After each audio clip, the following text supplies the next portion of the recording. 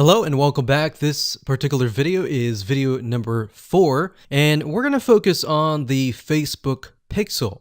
So we briefly talked about that earlier, but before we dive in, I want to say that you will need to have a Facebook business account. So to do that, you'll need to go to business.facebook.com. That's business.facebook.com.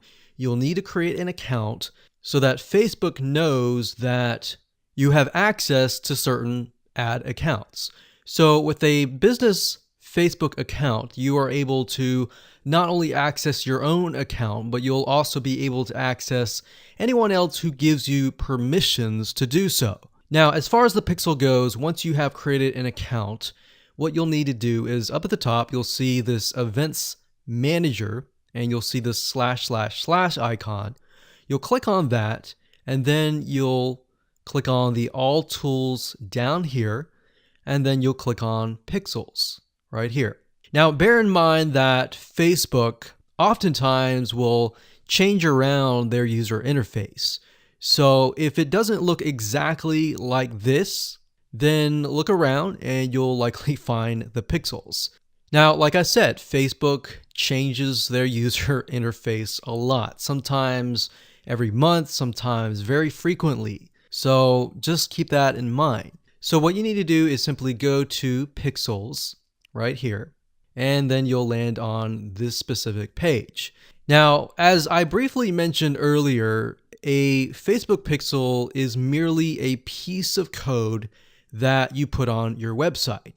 And we'll talk more about how to add that to your website, what are best practices, and all of that. But basically all you need to know is the Facebook Pixel is a very powerful piece of code that allows Facebook not only to see who visits your website, who converts into a sale, who converts into an email opt-in lead, who perhaps fills out a form, and more.